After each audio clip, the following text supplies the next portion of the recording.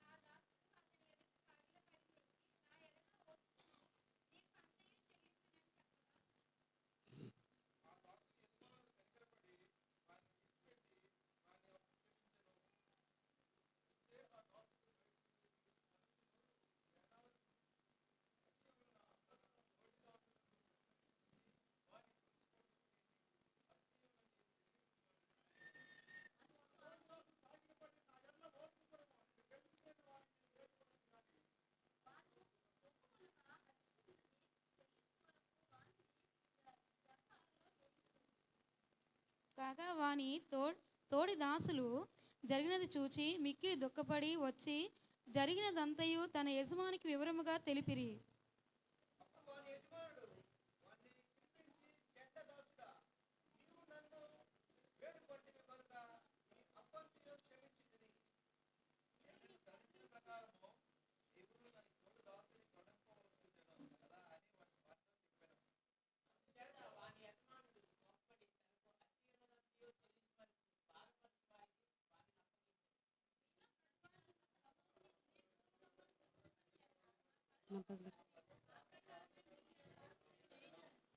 ఆమేన్.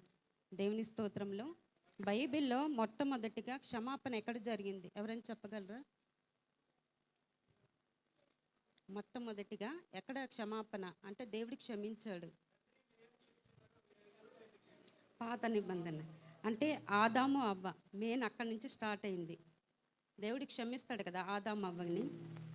అవ్వ తినొద్దన్న పండుని తింటది, తినేసి ఆదాముకి ఇస్తుంది. ఆదాముకి ఇచ్చి వాళ్ళు ఏం తెలియనట్టుగా దాక్కుండిపోతారు. అప్పుడే దేవుడికి తెలుస్తుంది అనమాట. అంటే కొన్ని మనం పాపంలో చేసినప్పుడు తెలీదు, దేవుడికి తెలియదు అనుకుంటాం, కానీ దేవుడికి తెలుస్తుంది. అప్పుడు తెలిసినప్పుడు దేవుడు ఏం చేస్తాడు? వారిని క్షమించి వారికి అంటే కచ్చడంలో కుట్టించి పంపించేస్తాడు ఏదైనా తోటలో నుండి. రెండవదిగా మనిషికి క్షమాపణ ఎక్కడ జరిగింది అంటే యోసేపు తన అన్నదమ్ముల్ని క్షమిస్తాడు కదా.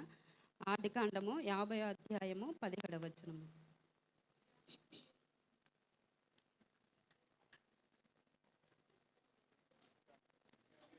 50వ అధ్యాయము 17వ వచనం.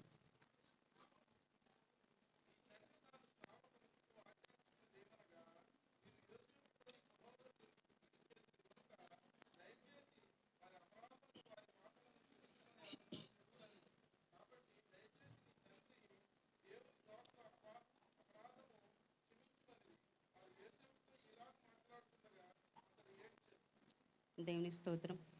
అయితే యోసేపుకి ఆ దర్శనంలో వచ్చే దేవుని యందు భయభక్తులు కలిగి ఉన్నాడు. ఈ అంటే ఈ పరిస్థితి కాలంలో సంఘంలో వాడబడుతున్న ఓర్చలేని వారు ఉన్నారు కదండి. ఒక పాట పాడినా వాక్యం చెప్పినా చాలామంది ఓర్చునేల వారు ఉన్నారు. కానీ యేసు మాత్రము అలాగా అనుకోకుండా దేవుని యందు భయము కలిగి ఆయన త్రోవల యందు నడుచుకుంటూ ఉన్నప్పుడు తన అన్నలు ఓర్చలేక చంపాలని చూసారనమాట కదా. చంపాలని చూసి బబులోను దేశంకి అది అమ్మేయాలని చూసారు.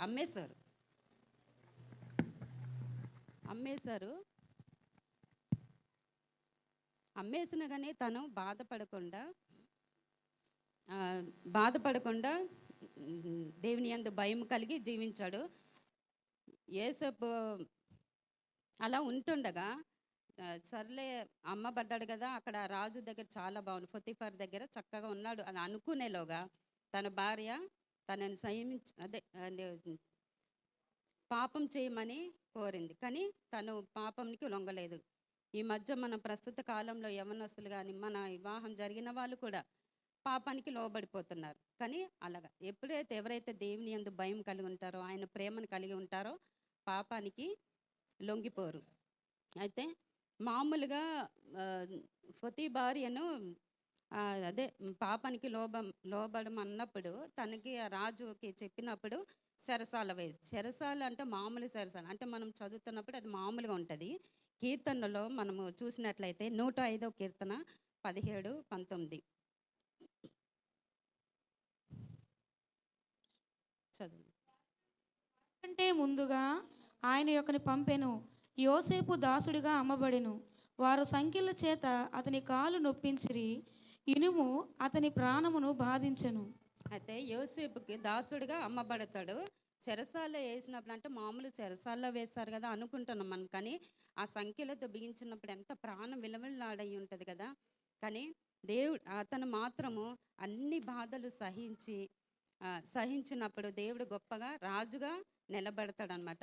అయితే వీళ్ళ అన్నలు ఏం చేశారంటే అతనికి పంపించేసినప్పుడు వాడు చచ్చిపోయి ఉంటాడులే అని అనుకుంటాడు. కానీ వారి ద్వారా ఈ అన్నలకి సహాయం పొందుతుందని వారు అనుకోలేదు. కానీ దేవుని మహాకృపను బట్టి అక్కడ రాజై వాళ్ళ అన్నలకి ఏమేమి కావాలో వారి అన్నల్ని క్షమించి, తన తండ్రి అంటాడు, మీ అన్నల్ని క్షమించు, వారి అపరాధములను క్షమించని వేడుకమని చెప్తాడనమాట అన్నదమ్ములు వెళ్ళి సాష్టాంగపడి వారిని క్షమించమని. కానీ జరిగిపోయిన కథ అంతా మనసులో పెట్టుకోలేదు. నన్ను చంపాలని చూసారా, మా అన్నలు నన్ను చంపాలని చూసారని ప్రతీకారం చేసుకోలేదు. కానీ వారిని క్షమించి వారికి కావలసిన అన్నీ ఇచ్చారు. అదే మనమైతే క్షమిస్తామా? చిన్న మాటకి ఓర్చుకోలేము కదండి. నేను కూడా అసలు ఓర్చుకోలేను. కానీ దేవుని ఎవరినైతే ప్రేమిస్తారో, దేవుని యందు ఎవరైతే ఉంటారో ఆ ఓర్పు, నేర్పు, ప్రేమ అన్నీ దేవుడు మనకిస్తాడనమాట. దేవునికి వందనాలు.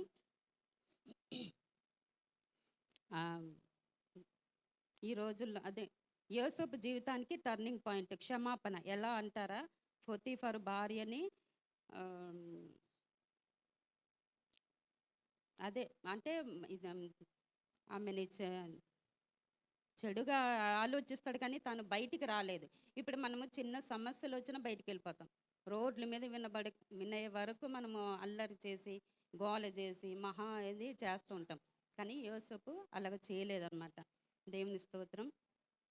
మన జీవితాన్ని ఎలా మార్చుకుందామంటే యోసేపులాగా క్షమించి కీడుకి అంటే పాపానికి వేరేగా ఉందామా, లేకపోతే ఆదాము అవ్వల తోటలో నుంచి బయటికి వెళ్ళిపోతామా?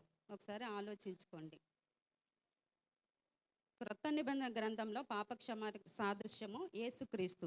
ఈ క్షమాపణ ఎలా జరిగిందో మన జీవితంలో చూద్దాం. ఎఫెసీ 1:7, 1వ అధ్యాయము 7.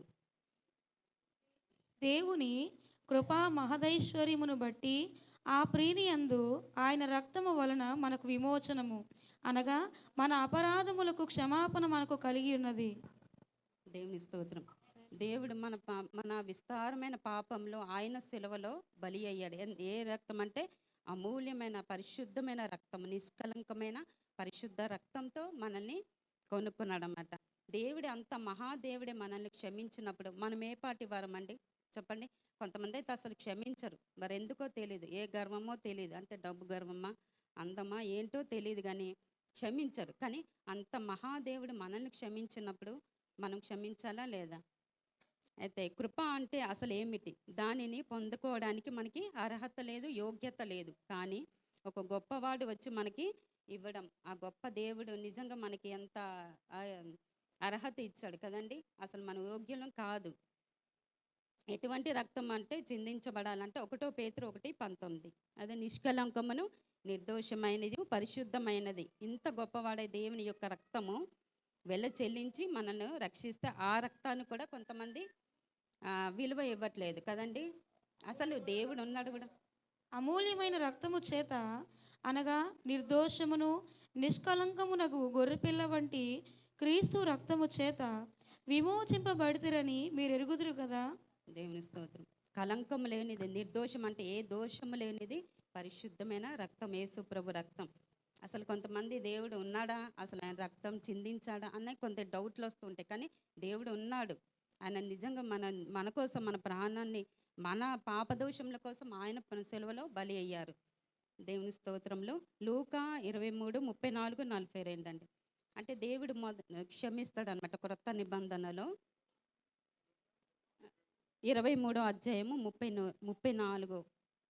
యేసు తండ్రి వీరేమి చేయుచున్నారో వీరెరుగరు గనుక వీరిని క్షమించుమని చెప్పెను.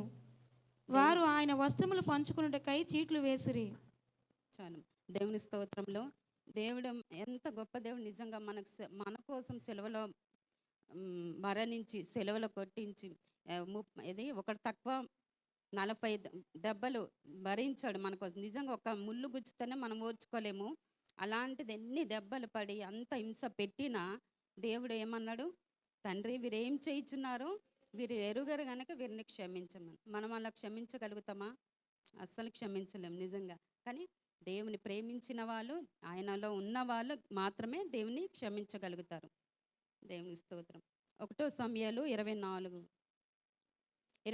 అధ్యాయము 4వ వచనము 4-7 అండి. దావీదు జనులు అదిగో నీ దృష్టికి ఏది మంచిదో అది నీవు అతనికి చేయనట్లు నీ శత్రువుని నీ చేతికి అప్పగింతునని యెహోవా నీతో చెప్పిన దినము వచ్చినని అతనితో అనగా, దావీదు లేచి వచ్చి సౌలునకు తెలియకుండా అతని పై వస్త్రము చెంగును కోసెను.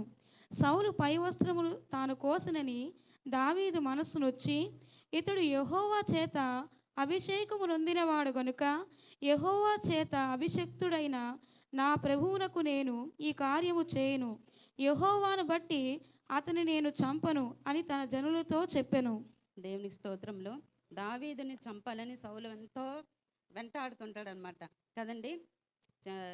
వస్త్రపు చెంగు చింపుతారు. మనకి ఇంత కొద్దిగా ఏమైనా అనగానే ఎంత కోపం వచ్చేస్తుంటుంది కదా. దేవుడు అతను ఏమంటాడంటే నేను అభిషేకం పొందిన వాడిని, అతన్ని ముట్టకూడదు, అతను ఏం చేయకూడదని దేవుడు దావీదు క్షమించి సౌలుని విడిచిపెడతాడు కదండి. మనమైతే చిన్న మాటకి చాలా కోపం వచ్చేస్తుంటుంది, ఎన్నెన్నో చేస్తుంటాం.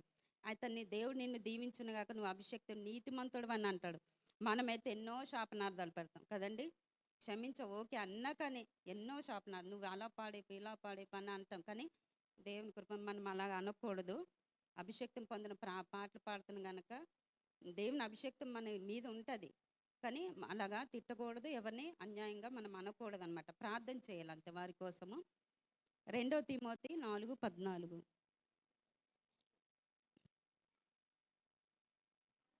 అలెగ్జాంద్రు అను కంచరి వాడు నాకు చాలా కీడు చేసెను, అతని క్రియల చొప్పున ప్రభువు అతనికి ప్రతిఫలం ఇచ్చును. ఆమేన్. దేవుని స్తోత్రంలో పౌలు అభిషేక్తుడు. అంటే పౌలు ప్రార్థన చేస్తే ఆయన చెంగు ముడితే ఎంతో అభిషేక్తుడు అనమాట. అతని మీద కూడా అలెగ్జాంద్రు అనేసి ముళ్ళు గుచ్చుతాడు అనమాట. అంటే ఇప్పుడు మనం ఈ మధ్య ప్రస్తుత కాలంలో పాస్టర్స్ని మనం ఏమన్నా అంటున్నామేమో ఒకసారి జాగ్రత్తగా ఆలోచించండి. పాస్టర్లు ఆ పాస్టర్ ఇలాగాని ఎప్పుడు కూడా మనము అనుకోకూడదు. దైవ సేవకులు వాళ్ళు, అర్థమైందా? దేవుని స్తోత్రంలో మనము దేవునికి అప్పచెప్పాలి. మనం ఏమి కూడా అనుకోకూడదు. ఎవరు ఎలాగున్నా సరే దేవుడు ఏమన్నాడు? ఎవరి క్రియలు చొప్పున వారికి ప్రతిఫలం ఇస్తానన్న. వారేలాగా వీలేలాగాని ఎవరిని కూడా మనం కేవలం దేవుని వైపే చూడాలి మనం. దేవుని స్తోత్రంలో రోమా 12:17.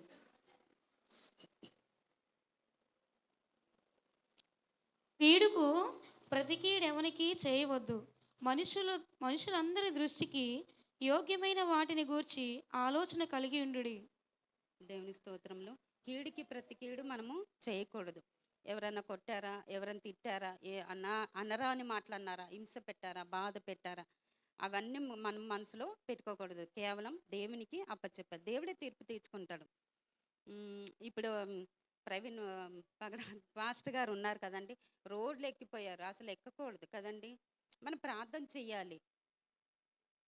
దేవుని స్తోత్రంలో చాలా అంటే ఆ రోజు ఎస్తేరు ప్రార్థన 3 రోజులు ఉపవాసం ఉండి తన ప్రజల్ని జయించుకుంది కదండి.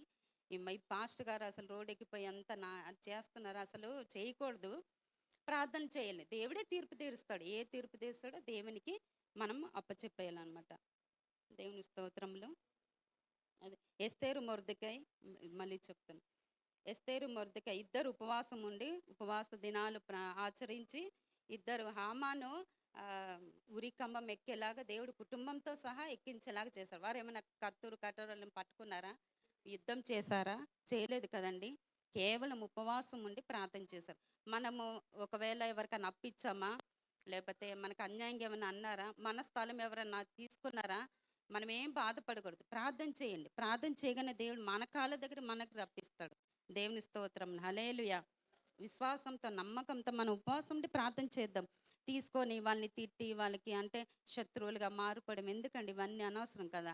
కేసులు పెట్టుకోవడము, రోడ్లు ఎక్కడము ఎంత నిజంగా దేవునికి అవమానం కదండి. అలాగే ఎప్పుడు చేయకూడదు. దేవునికి స్తోత్రంలో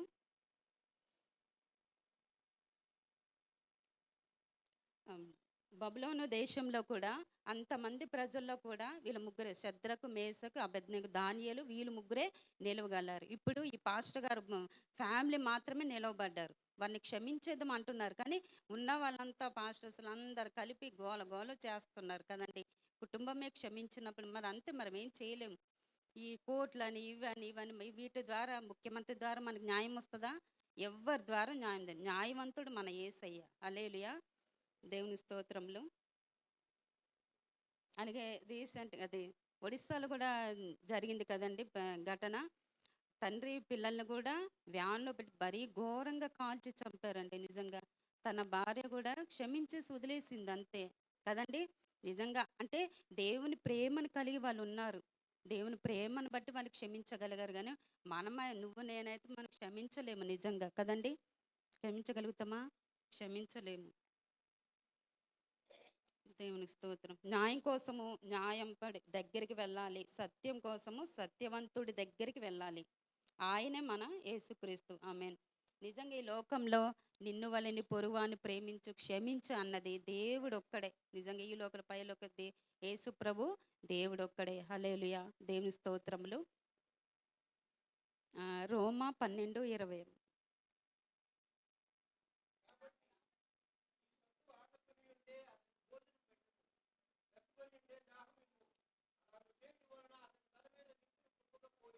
ఆమేన్. దేవుని స్తోత్రంలో శత్రువులు ఒకవేళ మనకు శత్రువులు వచ్చారనుకోండి, మనం భోజనం పెడతామా? పెట్టం కదండి. అసలు వీడేంటి వచ్చాడు ఇంటికి వీడు అనేసి చాలా భయంకరంగా మనం ఫీల్ అవుతాం. కానీ దేవుడు ఏమన్నాడంటే, శత్రువు వచ్చినప్పుడు ఆకలి కొని ఉంటే అతనికి భోజనం పెట్టుము, దప్పికొని ఉంటే దాహం ఇమ్ము అని అన్నారు. దేవుని కృపను బట్టి మనం అలాగ చేద్దాం. మన శత్రువులను ప్రేమిద్దాం. దేవుడు అన్నాడు కదా, శత్రువులను ప్రేమించు, మిమ్మల్ని హింసించే వారి కోసము ప్రార్థన చేయమన్నాడు. ఆ విధంగా మనం నడుచుకుందాం. దేవుని స్తోత్రంలో రోమా 12:21. జయింపబడక మేలు ఆమేన్. కీడు వలన జయింపబడక, కీడు చేసిన వాళ్ళకి కీడు చేయకూడదు మనం, అవునా? దేవుని స్తోత్రం. మేలు చేత కీడుని జయించాలి. మేలు చెయ్యాలి. కీడు జయించడం అంటే ఆ శత్రువులు మనకి మిత్రులుగా మారిపోతారు అంతే. దేవుని స్తోత్రం. సామెతలు 28:13 ఉంది.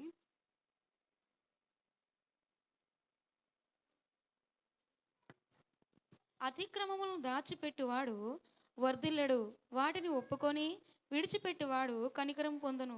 ఆమేన్. దేవుని స్తోత్రం. ఒకవేళ మన పాప దోషం అతిక్రమంలో ఏమైనా చేసి ఉన్నాడు ఎడల దేవుని యొద్ద మనం ఒప్పుకొని విడిచిపెట్టేద్దాం. మరలా దాన్ని చేద్దాం. ఒకవేళ అబద్ధం ఆడమనుకోండి, తిట్టామనుకోండి, అవన్నీ విడిచిపెట్టేయాలి. విడిచిపెట్టి దేవుని దగ్గర క్షమాపణ అడిగి పొందుకుంటే దేవుడు క్షమిస్తాడు అనమాట. దాన్ని విడిచిపెట్టి కనికరం దేవుడు ఇస్తాడనమాట. దేవుని స్తోత్రంలో ఒకవేళ మనకి కీడు తలపెట్టాలనుకున్నాం అనుకోండి, ఒకరికి కీడు తలపెట్టకూడదు. అంటే మళ్ళీ మర్చిపోవాలి. ఒకవేళ తప్పిదం చేశారనుకోండి, ఇప్పుడు ఫస్ట్ మనం చదువుకున్నాం కదండి, ఎవరైనా తప్పు చేశారనుకోండి, మన కుటుంబంలో కానీ, మన పిల్లలు కానీ, మన సంఘంలో ఎవరైనా సరే, వాళ్ళు ఒంటరిగా పిలిచి పలానా నువ్వు ఇలా తప్పు చేస్తున్నావని ఒంటరిగా పిలిచి అడగండి. అంతేగాని నలుగురిలో ఆ అబ్బాయిని బాగా తిట్టేసి, లేకపోతే నలుగురిలో అంటే బయట పెట్టేసి వాళ్ళని తిట్టడము అలా చెయ్యొద్దు. దేవుడు ఏమన్నాడు?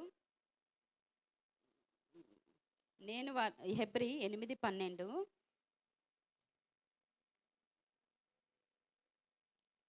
నేను వారి దోషముల విషయమై దయ కలిగి నేను వారి దోషముల విషయమై దయ కలిగి వారి పాపములను ఎక్కను ఎన్నడను జ్ఞాపకము చేసుకొనని ప్రభువు సెలవిచ్చుచున్నాడు. ఆమేన్. దేవుడు ఏమన్నాడంటే మన పాప దోషములు ఆయన శిలువలో మరణించాడు కదా, తుడిచివేశాడు, కడిగేశాడు. మనము ఒకరికి తప్పు చేసినప్పుడు వాళ్ళని జ్ఞాపకం చేసుకోకూడదు. దేవుడు కూడా అన్నాడు కదా, మన పాప దోషాలు మన విస్తారమైన పాపంలో దేవుడు జ్ఞాపకం చేసుకుని సెలవిచ్చాడు కదండి. మనం కూడా ఎవరైనా మన ఇరుగు పొరుగు వాళ్ళకి, మన బంధుమిత్రులు ఎవరైనా సరే తప్పులు చేశారనుకోని మరి క్షమించేయాలి కదండి. క్షమిద్దామా? దేవుని స్తోత్రంలో క్షమాపణ లేకుండా మన ప్రభువును ఆయన చేసే కార్యములను అనుభవపూర్వకంగా రుచి చూడలేము. దేవుని స్తోత్రంలో ఇంకా కొన్ని క్షమించడము ఒక భోగం అంటే అంటే మన భాగ్యం, ఎంత భాగ్యం కదండి. ఒకవేళ క్షమించపోతే అయ్యో క్షమించలేదు మనం అంటే ఒక వ్యాధిలాగా అయిపోతుంది అనమాట. అంటే చాలా బాధ అనిపిస్తుంది, అయ్యో క్షమించలేకపోయినా కానీ క్షమించేయాలి. క్షమించకపోవడం వల్ల ఒక రోగం అంట, అది అనేక కీడులకు కారణం. క్షమించకపోతే ఎంత కదండి, పోలీస్ కేసులని అదని ఇదని నానా ఇబ్బందులు. అసలు క్షమించేస్తే ఏది ఉండదు కదండి, ఎంత ప్రశాంతంగా ఉండొచ్చు. దేవుని స్తోత్రంలో ఇంకోటి ఏంటంటే మనకి క్షమించాలంటే 3 లక్షణాలు కలిగి ఉండాలి. ఒకటి ముందుగా చెప్పాను కదా, ఎవరైనా తప్పు చేస్తే వారిని పిలిచి, ఇప్పుడు మత్తయి సువార్త 15వ అధ్యాయంలో ఉంది కదా, మనం నలుగురిని అంటే ఒకళ్ళని గద్దించాలి. ఒకవేళ వినకపోతే 2-3 సాక్షులుగా పెట్టి వాళ్ళని గద్దించాలి. ఒకవేళ వినకపోతే సంఘంలో అయ్యగారి ద్వారా అట్లా మనకి అతన్ని నిలబెట్టి అడిగించాలి. వినలేదనుకోండి ఇంకా వదిలిపెట్టేయడమే. కానీ వాళ్ళని తిట్టి కొట్టి అలాంటివన్నీ మనము చేయకూడదు. రెండోది అంటే మన దేవుడు మన దోషంను క్షమించాడు గనక మనము తప్పు చేశారనుకోండి, ఏ తప్పైతే క్షమించామో ఆ తప్పుని ఎదురుగా మళ్ళా గుర్తు చేయకూడదు. ఓకేనా? రెండోది. మూడోది ఏంటంటే నలుగురిలో పెట్టి బాధ పెట్టకూడదు. నువ్వు ఈ తప్పు చేసావు, పలానా తప్పు చేసావు అనేసి అడగకూడదు అనమాట. ఈ 3 విషయాలు మనము చేయగలిగితే మనం క్షమించగలిగిన వారం అవుతాము. దేవుని స్తోత్రంలో ఈ ప్రస్తుత కాలంలో క్షమించడం అంటే చాలా కష్టం. కానీ దేవుని ఎవరినైతే ప్రేమిస్తారో, దేవుని యందు ఎవరైతే భయభక్తులు కలిగి ఉంటారో, నిత్యం ఆయనలో ఉంటారో వారే క్షమించగలుగుతారు కదండి. నువ్వు నేనైతే క్షమించలేము. కానీ దేవుని మహాకృపను బట్టి మనం అందరం శత్రువుల్ని మిత్రులుగా చేసుకొని శత్రువుల్ని క్షమిద్దాము. దేవుడి చిన్న మాటలు దీవించును గాక.